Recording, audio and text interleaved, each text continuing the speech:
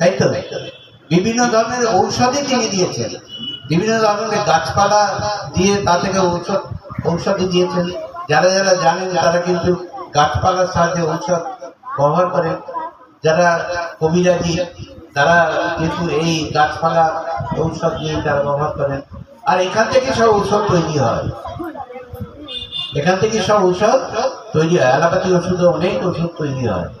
সেই জন্যে তিনি ঔষধি দিয়েছেন আমাদেরকে, সেই ঔষধ খেয়ে আমরা জীবন ধারণ করছি, বেঁচে আছি। ঔষধ লাগিয়ে আমরা বেঁচে আছি। আপনার পায়ে যদি কেটে যায়, আমি সঙ্গে সঙ্গে লঙ্কা সিঁড়ের আঠা কুঞ্জির লাগান, আমরা তো জানি না, কিন্তু আস্তে আস্তে আমরা জেনেছি লঙ্কা সিঁড় বলে একটা গাছ আছে, তার আঠাটা করে লাগিয়ে দিলে এমন অ্যান্টিসেপ্টিকে কাজ করবে, আর ব্যথা থাকবে না, সেলাইও দিতে হবে না, ভালো হয়ে যাবে।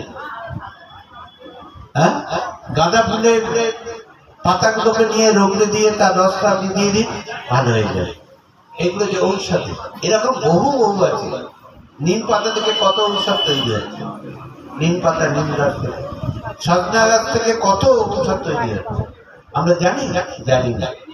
ওল, এই ভাদ্র মাসে ওল খেতে হয়। কেন খেতে হয়? না, কোষ্ঠকাঠিন্য দূর করে ওল। কি দূর করে? কোষ্ঠকাঠিন্য। যাদের অর্থের ভাব আছে তারা ওল খায়, দেখবেন যাদের অর্থ আছে তারা ওল খায় বেশি বেশি করে।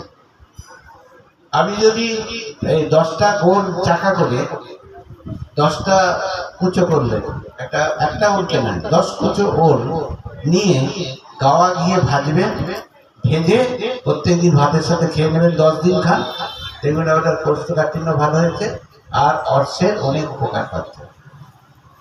আছে আয়ুর্বেদিক শাস্ত্রে এগুলো রয়েছে। কি এগুলো? ঔষধি না? আমাদের কাছে যত ফল আছে, যত শাকসবজি আছে, সবই আমাদের ঔষধির কাজ করে। শ্রীল প্রভুপাদ কি করলেন? তিনি 4টে নিয়ম দিয়ে দিলেন। কি নিয়ম? না, চাতুর্মাসের বলতে বেশি দিন করতে হবে না। কি করো? শ্রাবণ মাসে শাক, ভাদ্র মাসে দই, আশ্বিন মাসে দুধ, কার্তিক মাসে গিয়ে সরিষা, মাছকলাই ইত্যাদি। আর কিছু বলেন না তিনি ভক্তদের। তাহলে শ্রাবণ মাসে শাক খেতে কেন বারণ করছেন? বিজ্ঞান ভিত্তিক কি সায়েন্স? কি সায়েন্স আছে? না, ওই শ্রাবণ মাসে শাকের মধ্যে বেশি পোকা জন্মায়, জীবাণু জন্মায়। আপনি দেখবেন যারা শাক খায় তাদের বেশি কলেরা হয়, বিভিন্ন ধরনের পেটের অসুখ করে। এই শ্রাবণ মাসে বেশি বেশি করে জীবাণু ওই শাকের মধ্যে। আমরা ভালো করে ধুতে পারিনি, আমরা কি গরম জলে ধুই নিয়ে ধুই। সেই জন্য শ্রাবণ মাসে শাক খায়। আর ভাদ্র মাসে দই, এই সময়টা আমরা নিতে পারি না। দই আমাদের কিছু আছে সেগুলোতে করে, যাদের দই আমাদের পেটে এই সময় ভালো নয়, সেই জন্য দই বারণ। দুধ বারণ আশ্বিন মাসে। কেন?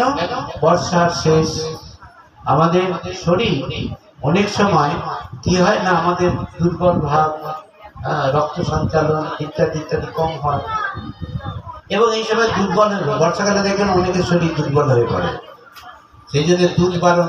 অম্বল হয় যাদের, অম্বলের ধাত আছে ইত্যাদি ইত্যাদি। আর মাছকলাই বারণ। কেন না, কার্তিক মাস হচ্ছে সমস্ত দিক থেকে, বিশেষ করে বৈষ্ণবরা পালন করেন, সমস্ত দিক থেকে কিভাবে ভগবানের সাধন ভজন করা যায় তার একটা পথ। সেই জন্য কার্তিক মাসে গিয়ে বিভিন্ন ধরনের খাদ্য আমরা গ্রহণ করি না। রাজমা খাবো না, সিম খাবো না, বেগুন খাবো না, বরবটি খাবো না, লাউ খাবো না, মূলো খাবো না, ইত্যাদি ইত্যাদি রয়েছে না। পটল তো খাবোই না। পটল ওনাকে আছে স্বয়ং একাদশী, মানে ভগবান কৃষ্ণ কোথায় না, ক্ষীর সমুদ্রে শয়ন করেছে। কবে করেছে? শ্রাবণ মাসের প্রারম্ভে।